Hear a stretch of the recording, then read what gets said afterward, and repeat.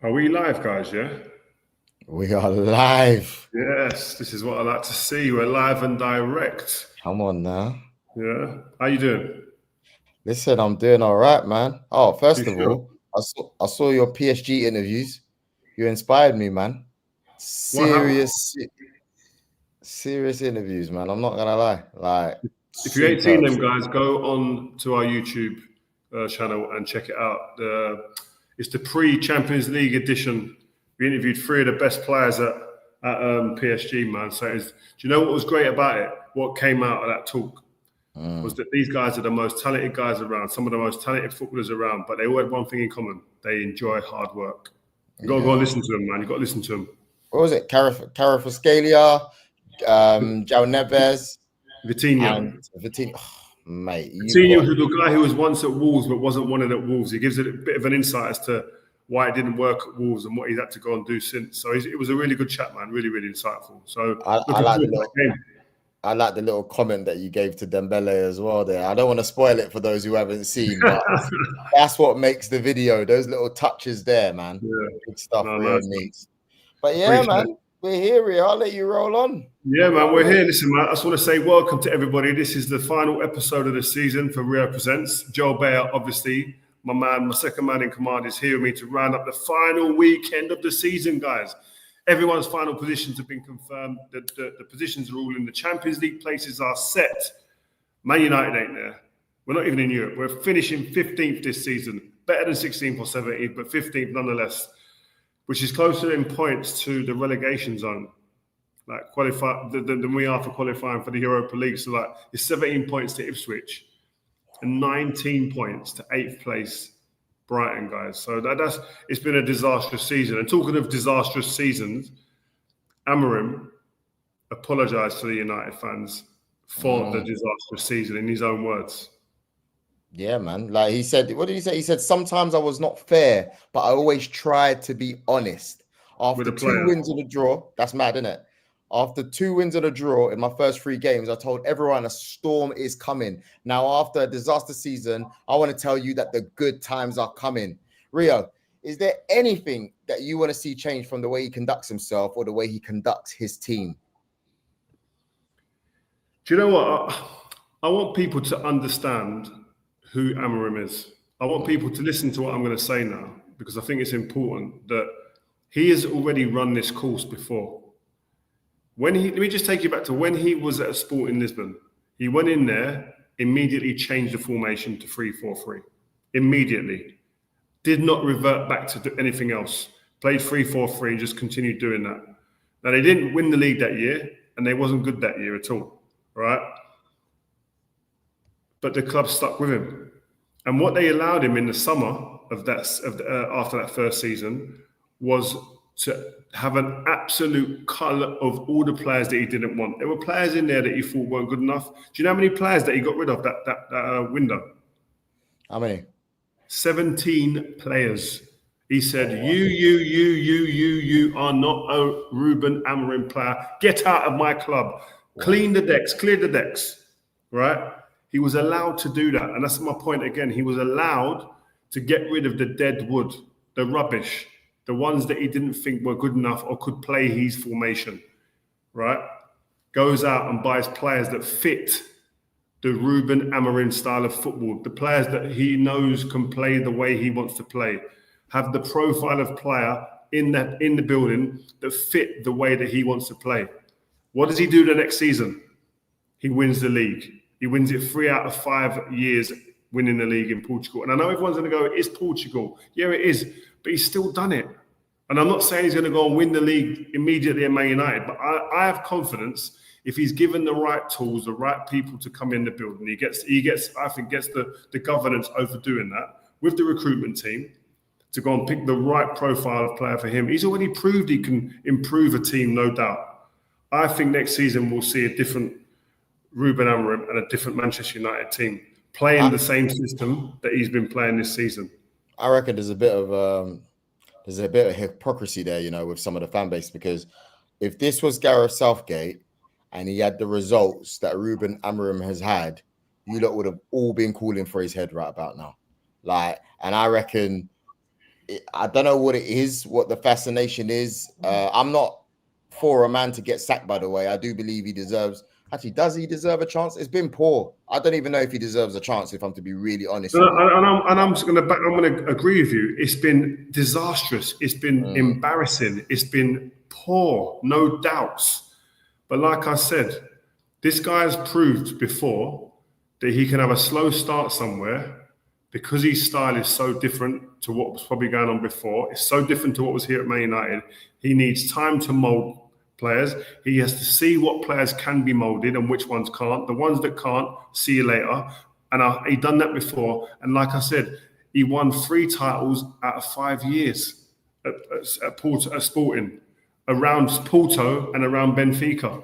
It's not like Sporting with a dominant team over in Portugal. They would have won. They were their 3rd best in that league always. He's gone and dominated in the 5 years that he was manager. So it tells me he knows, and he knows exactly what a player is to suit his formation.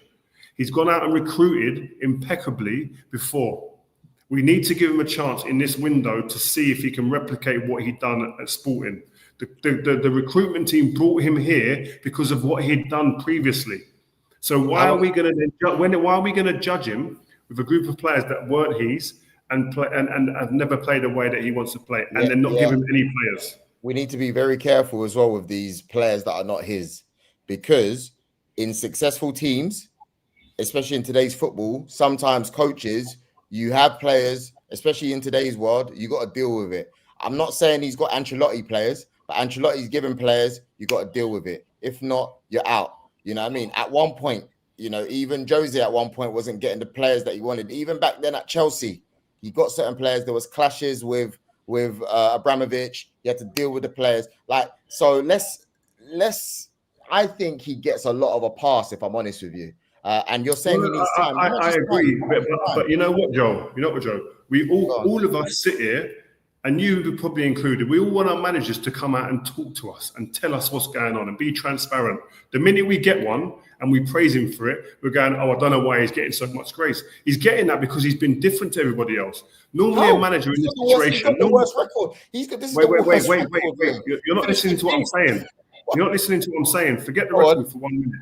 You forget the record for 1 minute. I'm saying normally we're sitting here saying, why don't the managers talk, and they're not transparent to us, and they don't bring us in behind the curtain of what's going on. This guy's transparent. He's open. Yes, the performances and the results haven't been great here, but people are actually sitting there going, oh, he's actually speaking too much now. Like, what? You can't have it both ways. No, but what is that? What is speaking well got to do with the results? And that's something that me and my friends were talking about in the group chat. You're talking about, he's coming, he's honest, he's speaking well. The results have not been what they're supposed to be. You got who's disagreeing with you?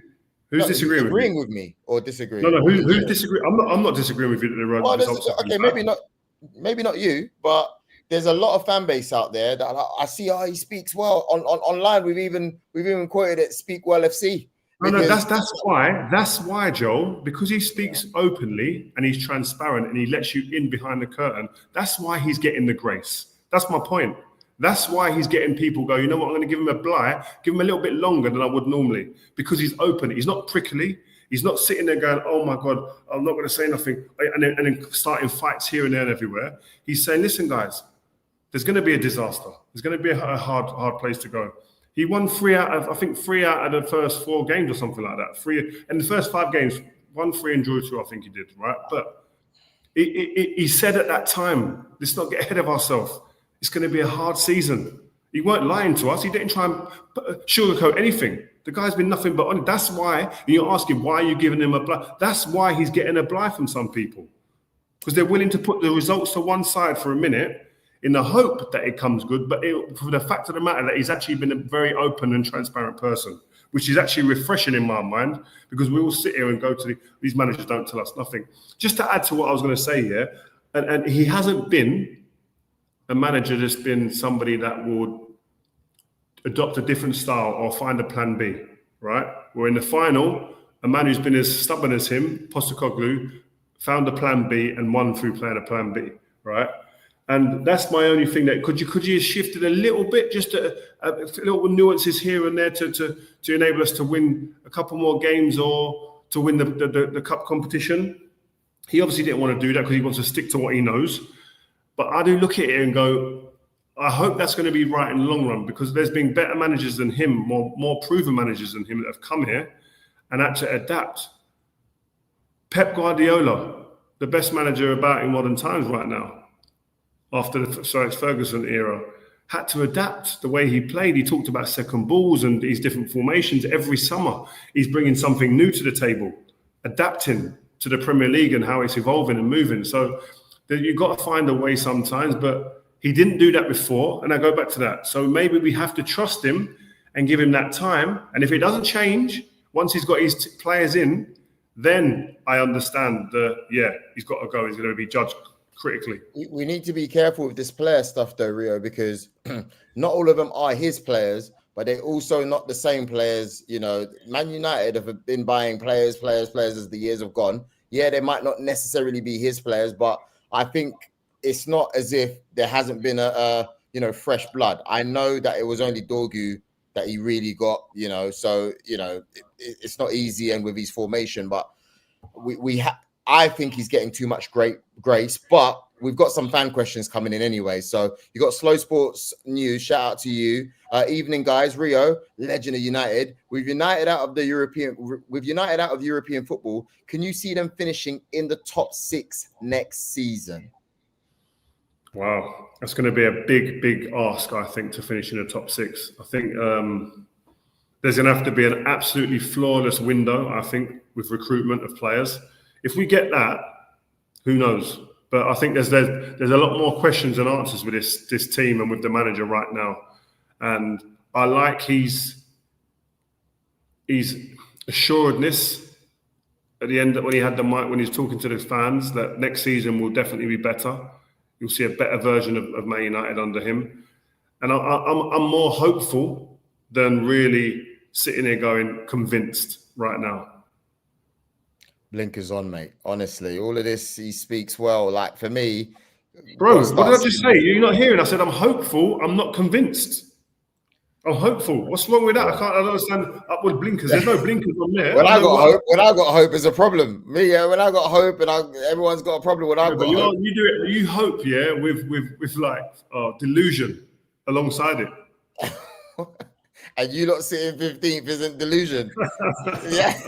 Anyway, Duan Melanda, this quick question before we move on to ours, Rio. The final one was on Amorim, but the season was mostly on the players and quality. Clear out and reset. We can push for that top 6-8 if we recruit well. You see, me and Dwayne are speaking the same language. Same language. I mean, he needs to get his players in there. I think realistically, looking at a position, if you're going to tie me down to a position, I think top 8 is a realistic target. Top 8. I feel like you're being safe. Because you don't want to, No, but I'm not going to.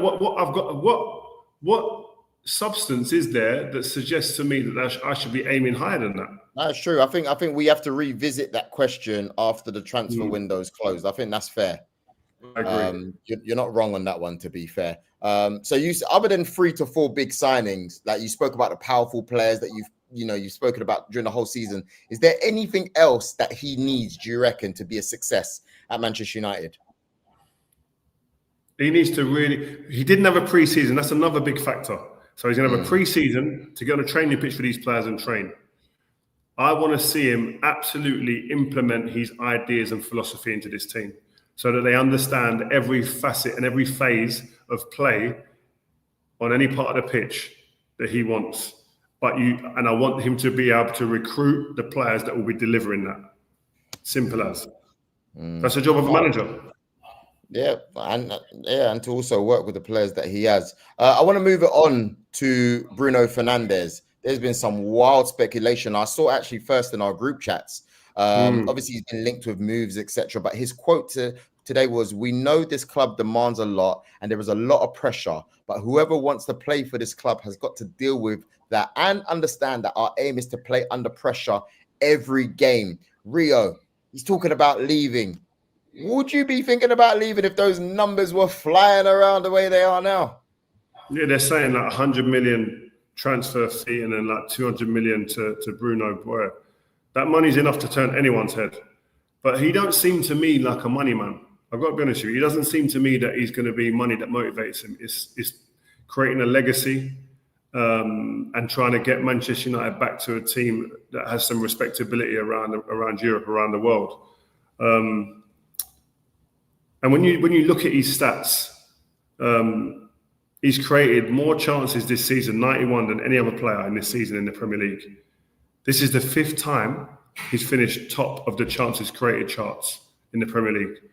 If you let that sink in, it's not like he's been sitting there just chilling out. He's done his bit. I have to say that. He's the only player who can sit there consistently and go, every year, I've put up the right amount of numbers and I've gone about my business. It's actually, I'm trying my best. Some people might not like the way I play, etc. But there's no room for anyone saying, I shoulda, coulda, woulda. He's done what he's had to. He just hasn't had the supporting cast to be able to support what he does. But I don't think he goes. I think he stays. Yeah, well, you know what? You're right. I mean, he's alluding to that anyway. But I have to just say, I've got a Biryani guy that's in the chat right now, Saeed TV. He said, you got to raise the standards, Rio. He goes, it can't be this low. Saeed, man. I like Saeed. Yeah, shout out Saeed. He said a couple of things to me every now and then. I've heard him say a couple of like derogatory things, so he better mind out when I see him. Might have to grip him up quickly. But but he's very, very right. We have to raise the standards. I've seen him, I watch a lot of his stuff, and he gets very passionate, and I'm the same. But there needs to be a reset. I 100% this season, raise the standards. We can't accept, I totally agree with him. We can't have this. I don't want to sit, bro. I keep saying it, my WhatsApp groups ain't even popping off. No one's even laughing at me. No one's chatting to me. Joe, you're not even bantering me these days. You know, when I watched the match today, yeah, it was a bit like ping pong. And I thought, I wonder where United are going to finish. And then at the end, it was like, oh, they're 15th. And that's it. It's like, oh, cool. So they're not going to finish 17th. It was almost like an achievement. No one has messaged me on Man United finishing 15th. That's the embarrassing factor. That's the bit where I'm sitting there, my ego is crushed.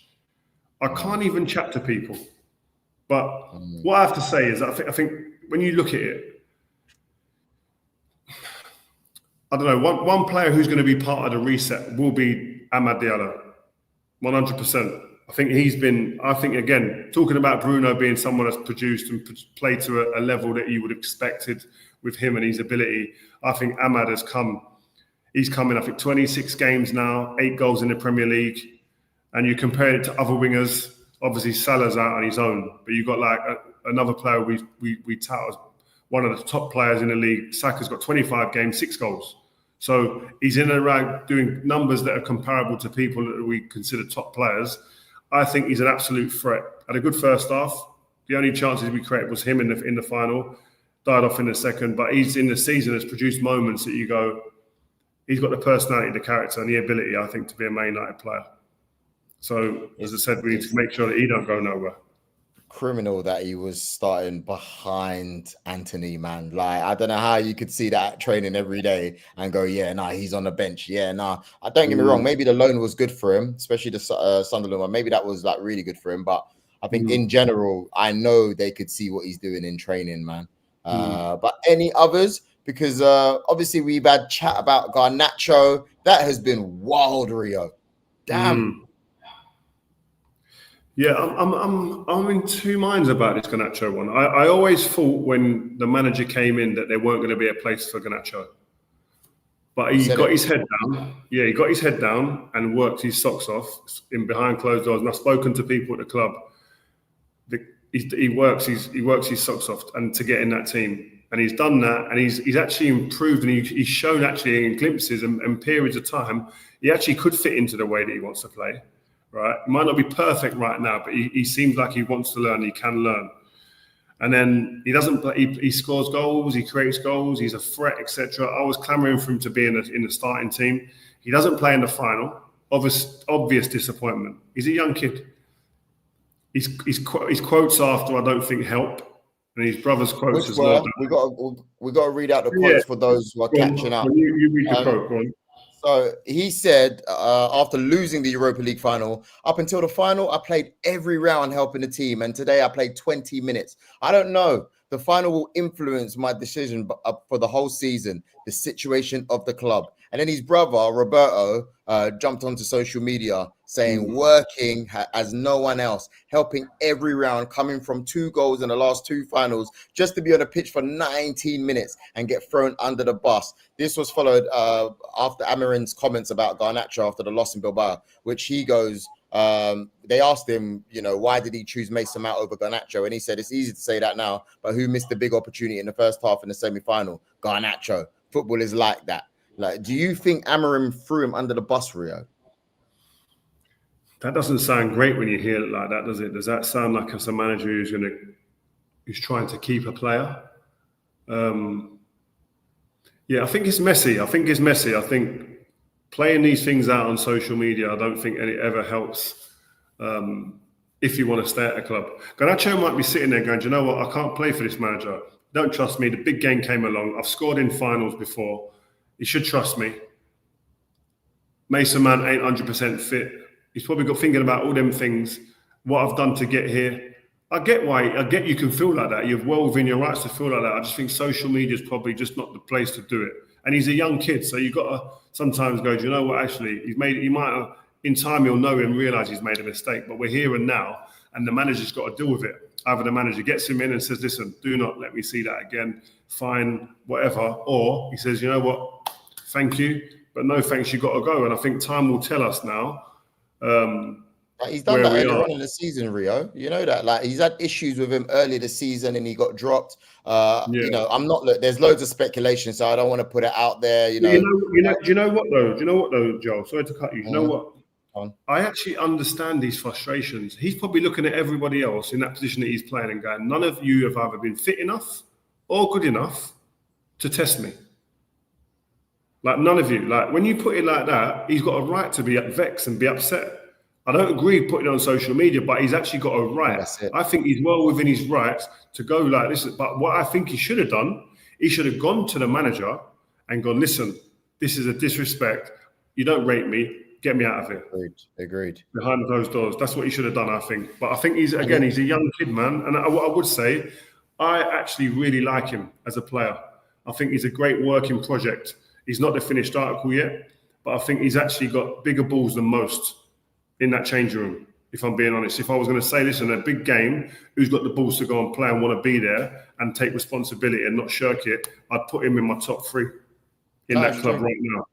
It's true. But what about family getting involved, like your brother getting involved? Would you have that? How do you feel about that? No. That's one thing I don't like. If you see me, my family can't chat for me. I don't want my family to chat for me. My family, over the years, I've had some big issues in my career. And my mum, my dad, my brother, uncles and cousins, they all wanted to chat for me. I just say no. I'm big enough, I'm ugly enough to take on this responsibility. Some of the problems I've caused, and I need to correct them. It's going to take time. It's going to take performance to do that. I don't want no one coming out and chatting. We didn't have social media, so sometimes brothers and that can't be controlled. They're just emotional, and that's one of the reasons why I always sometimes think families getting involved sometimes with players and managing the player can sometimes, it's all about emotion sometimes, and sometimes you need someone who's outside of that who can look at it without the emotion and make a really good decision based on what the scenario is presenting. But I don't. If that was my family, I'd said straight, delete that, come out and apologise now. It's too late if you delete in today's social media, it's already out there. I'm not saying get. I'm saying delete it. Yeah. And then apologise. I want an apology. You can't chat for me. No one's chatting for me. That's what I would say. But do you then think, to be clear, can he be a success, Garnacho? Can he be a success under Ruben Amorim in a new season if he stays? Like I said before, if I was Garnacho, I would leave. I'll be honest. Forget the game and not playing in that game. I said this on a show a couple of weeks ago. Go back and check it, guys. I said, if I'm Garnacho, I leave, because the way the manager is going to play, I don't think is the first and best way that suits him. He wants to be an out-and-out winger. Amorim's best suited formation is 3-4-3 with the two forward wide men playing inside the pitch as 10s. That ain't natural for Garnacho. He's going to have to remodel his whole game if he's going to play there. If he's willing to do that because he loves Man United, great. But I see that he would actually have better opportunities, and the systems will suit him better when he can stay wide and get his feet on the line and go at people 1v1. I mean, he's linked with a couple clubs, you know, like you got the likes of Napoli who like him. You know, they've been liking him for a few months, to be fair. And even Arsenal, I've seen some chat about Arsenal being interested in him. Like, you know, very, very interesting, man. What do you reckon? Do you reckon those could be moves for him? And also, we have to stick with the Napoli topic as well, actually. Yeah, McTominay, man. We'll get to that in a sec. But I think Napoli would be a good fit for him. I think, as I said, that's another club that have huge demands. They just won the league. Conte, a great manager. But again, I don't know, man. I don't know. He needs to go somewhere as long as the structure of the team supports the way that he wants to play. If he can get on there and can play wide, high and wide, get himself 1v1 with teams, then I think it's a good fit for him. But talking about Napoli, man, Scott McTominay. Wow. Yes. Wow. What a upturn in fortune, in respect. You've got to respect the way he's gone about his business. But you know what he's doing? He's actually playing to type. He's not doing anything that we don't expect from him. His last season at the club, he scored a few goals, you know. His last season, because he was getting in the box and scoring late winners and stuff like that. Remember? Yeah. I think I saw a quote from him talking about that the managers that were there before didn't really play him in his best position. There were big legends and big players, the likes of Paul Pogba in front of him, playing positions that he would like to play. But as a young kid, out of respect, he's not going to go and knock the manager's door and say, I should be doing this and that, which I understand. But Man United have made a massive boo-boo, I think, in getting rid of him. I always thought he's the type of player you want to keep. Would he start necessarily? I wasn't too sure. But he definitely was making an impact when he went. And I think he probably left when he was playing his best football for Man United. It was crazy. Yeah. And, you know, he looks so happy, Rio, man. Like, obviously, you're going to be happy if you win Serie A, but it's like players are leaving United and they're just going off, and you can just see they got smiles on their faces. You said it yourself last week, Anthony. People are begging for him to stay. You know, Scott himself. It's just been amazing. Do you know what I mean? And he's been Serie A's MVP, 12 league goals this season, and you sold him for £25 million. Joel, if his name was, I don't know, Kula Hulo, right? Yeah. He's going for 100 mil. Yeah, if his name was Kula Hulo, McSaucio, something like that, right? He's going for 100 mil right now. Bad. Because it's Scott McTominay and he's Scottish, no one's even talking about big fees or Real Madrid looking at him. It's crazy. Do you know what I mean? It's like he's been a dominant force. And can I just please give another shout out to a man called Romelu Lukaku, another player who's left Man United. He's won Serie A again. He scored the second goal on the day when they won the Serie A. It weren't just Scott McTominay. One thing I look at Lukaku has been a problem, especially in England. Everyone looks at what he can't do or what he's not as good at. Everyone looks at, his touch, his hold-up play.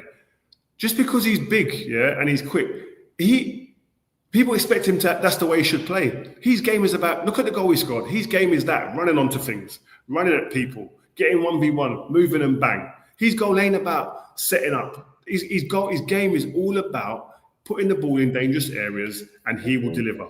Agreed. Again, another mistake, I think, Man United in that we didn't play to his strengths. We got rid of him too quick, probably. Like we did. When you don't play to his strengths, he's not going to be able to go and produce his best work. He's shown what quality he is. His goal record over the years stands up. It stacks up. Like, he got 14 goals this season playing, 14 goals like in 38 games. So he's contributed heavily. Even his United record's really, really strong. I mean, the history books are not going to remember his touch. They're going to remember that he's Belgium's top goal scorer. They're going to remember the Serie A's. They're going to remember all the trophies. He's going to be able to retire in the sunset. But we've got time for a few questions coming in at the moment. So please fire them. We are ready. You guys wanted it live. We've given you a live show and we're answering. We're not ducking any questions. Do you know what, Joel? I like this live vibe. You know that? We should do this more, I like this. I like this. You get to talk to people. You get to see people and it's live and like the likes of Saeed. I didn't even know Saeed watched a channel like that. It's good, man. We got Raja. Yes, Raja. It was a tough season for Man United, but they have the ability, the power to come back. I mean, do we? Raja, what games you been watching, bro? Mate, he's a What games you positive been fan. watching? He's a bit too positive. The one of Pippi. No more Hollywood United with big signings. We need to be Brighton United with smart signings, and we need to send recruits out. Start signing now. It's true, man. Joe, the Juan of Pippi is so true. I don't know if there's been a more important transfer window for Man United. I think this is actually one of the most important transfer windows for Man United and the recruitment team. Omar, Jason Wilcox, a former teammate of mine, Ruben Amorim and his coaching staff, they need to identify the right player with the right profile to fit this particular way of playing. And those players need to be hits. Those players have to be players that start now and affect the first 11. And Man United, I don't think, can be seen to be signing 4 players and 2 of those players are squad players. No. You need, if you're going to sign 4 starters and minimum 3 have to work. That's it. That's the level I think the recruitment team need to work at now to have any chance of making a dent or an impact on the way this Ruben Amorim Man United team play and get results. Yeah, no, it's. I think you're right, man. I thought you said last season, to be fair, and I'm not getting onto you. You said it was the most important, period, but this year even much so, man. Really. There was a Gyökeres comment that came up and left. It was, do you reckon Gyökeres will even want to come to Man United, after what season you've had? I have to be honest with you. I think this is going to be bad to say. Without Champions League, someone like Gyökeres, what is he, 24, 25? Is he really going to go somewhere where there's no Champions League? A team finishing 15th? And I said this the other day as well on TNT at the Europa League final. The way this recruitment team at Man United selling the club and selling this project is the be all and end all. That has to be the maddest, hardest, best sell to get a player to come in without Champions League, without any European football, and a backlog of results that they can see and go, that was rubbish, that was rubbish, that was rubbish, that was rubbish. They need to go and do mad presentations. The presentation skills need to be lifted 1,000,000% to go and get any of the likes of Gyökeres or someone like that in this place. I think their Canva game is going to have to be mad strong, man. Mad Canva skills. Mad. But saying that as well, though, Rio, man. He's 26. He's going to be 27 in June. So, yeah. What's his ambition? What's his ambitions in life? That's the question. I think Ruben Amorim, is it he loves playing for Ruben Amorim? Is that one of the things that he knows he can get the best out of him and he just wants to maintain his personal performance, and this manager's got him to a level before and he knows him and he knows he can do that? Or is he thinking, right, I now need to win. I want to win. Because if that's the case, if it's the latter, he ain't coming Man United right now. Yeah, because he's used to winning as well. Been winning leagues, won the league. This is he's not messing around. He's about these trophies now, you know. But anyway, I want to finish off on Xabi Alonso, who has agreed to become Real Madrid manager. I mean, we all knew he was gonna go off to Madrid if they didn't perform as required this season. His record at Bayer Leverkusen, 140 competitive matches, 3 trophies, including the league title in 2023, 2024. Under his leadership, the club suffered just 19 defeats in 3 years, including a record 51-game unbeaten streak across all competitions. Mate, this is a huge job for him, Rio. Is he up to it? Well, I don't think there's many better young managers that are qualified more than him. The amount of top-drawer managers he's played for, his family are embedded with football. He's played for some of the biggest clubs in the world. You think of the managers he's played for, man, like the likes of Pep. I think he's played for Mourinho. I think he's Ancelotti. He's played for some wonderful managers over his time. Different managers, Rafa Benitez as well. Won multiple different trophies in Europe and domestically in all the countries he's played in. Like I said, his education has been in, obviously, Spain. It's been in Germany with Bayern Munich. It's been in England with Liverpool. He's won everything you can imagine. He's played in one of the best national teams we've ever seen, definitely in this generation at Spain. He's got everything. But again, like I say, he's been a student of the game, the position that he plays as well, that deep line midfielder, the thinker in the team, thinking player he was. I think he's got a great chance. He knows the club. He knows the demands at the football club. And I think when you've watched his team play at Bayer Leverkusen, there's been an authority with the way that they've played. There's been a dynamism with the way they've played. They've been able to go on long, unbeaten runs. That takes consistency of coaching. That takes a leadership team to be premium, to be top. The only thing that has to be checked out, I think, he's proved he can win. He's proved he can be consistent. He's proved he can do it mix it with the best in Germany. The one thing that hasn't been checked yet, and that box hasn't been ticked, is can he deal with superstars? He's had young players, Frimpong, Wirtz, etc. He's had some experienced players there, Xhaka and some others, but none of them are superstars. He's now going to Real Madrid, where you've got Mbappe, the Pichichi, Vinicius Jnr, Jude, Bellingham. Modric has just left, I know. But then you've got Valverde. You've got some superstars, genuine superstars in that club who have all won at different clubs and at Real Madrid and won the big trophies at Real Madrid.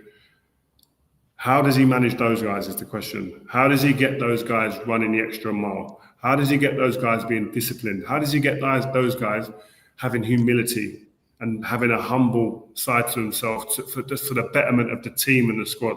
That's the questions that have been asked of this team this year and that haven't been delivered. They haven't been able to play as a unit this year. How does he get Vinicius Jnr. playing to the level he played at the season before this last season to play alongside Mbappe, who personally had a Pichichi season, top goal scorer in the league, maybe winning the European Golden Boot? How does he get the best out of those? And then Jude as well, added to that. They're the questions that have to be answered quickly. Like I say, quickly in Real Madrid. There's no time. Yeah, I mean, because his CV speaks for itself as well as a player, innit? I mean, you're talking World Cup, two-time Euros winner, two-time Champions League winner, Spanish champion, Bundesliga champion. Like, you know, he's done bits everywhere. So his CV stacks up with the best of them. Like, don't care what anyone says. And also, what's different is he's not going to have someone who would have been on his side, Rio. Modric.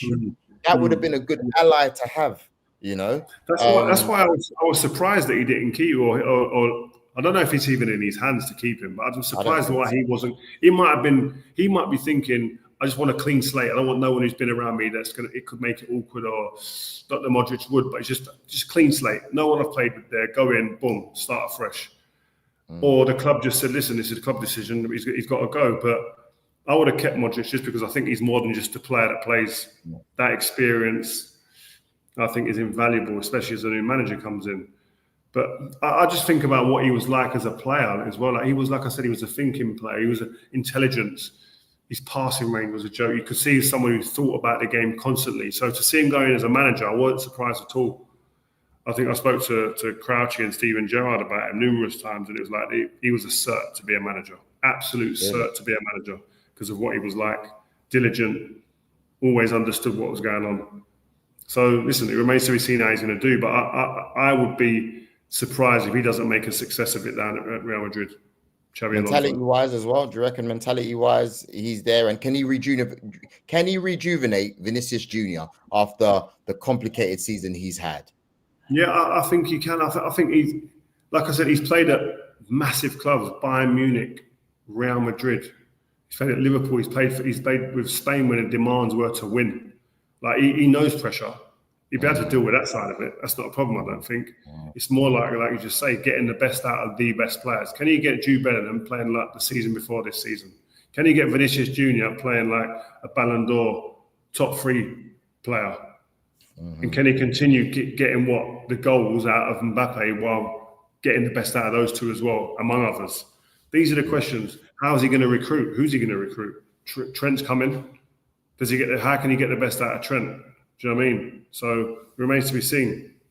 Yeah. Listen, Rio, I want to say thank you very much for your time. There's only one person I want to shout out here. Leonard Motrapata said, Joel, take that jersey off, brethren. But yeah, listen, I want to say thank you to everybody who's watched Rio Ferdinand Presents this season. You've been with us in the positive times, and not just Rio Ferdinand Presents, but Rio Meets, which we'll be carrying on as well. Just the strands that we've worked with. We saw you in the beginning. You guys, the change was difficult, but you've stuck with us, and we've got to the end of the season. We've produced amazing content, and Rio, you've done well, man. Like, you really got on the jets, on the planes this year, and you've gone out to get those interviews. I think this is probably your best interview period in your life that I've seen. Besides that one interview when you talked to Henri about Messi, that's my favorite one. But everything else this season has been well done. Thank you, man. Appreciate it. And I appreciate your hard work, and you delivered, man. So long may it continue. Next season, when they go again, I'm sure there's going to be a few differences and little tweaks here and there, as always, to kind of improve. A bit like being a manager in the Premier League, we've got to tweak it, man. We can't sit still. So Champions League final next week. We'll be in Munich. We will be there, guys. Rio Presents will be there. And guys, leading up to that, make sure you go on the channel and you look and watch PSG Meets episode with the 3 players we spoke about. 3 of the best players there, most exciting talents there. Vitinha. Who else? Neves. Go on, you say it. Yeah. But listen, there's a lot of people watching, and you haven't subbed, by the way. We've been checking the stats. Stop cheating. Press the subscribe button, please, because we don't try to push it on you, but it does help us, you know. So Wayne Smith says, we do appreciate it, guys. We appreciate it. We appreciate the love and all the interaction that we have. Make sure you're always in the comments, because we do look at it, we do react to it. So don't ever feel you're typing away and you're posting comments and you're not being seen, because you are. So thanks again, guys, and we'll catch you soon. Yes, shout out to Arsenal Women's for winning the UEFA Champions League. Oh yeah, come on now. Big. See you on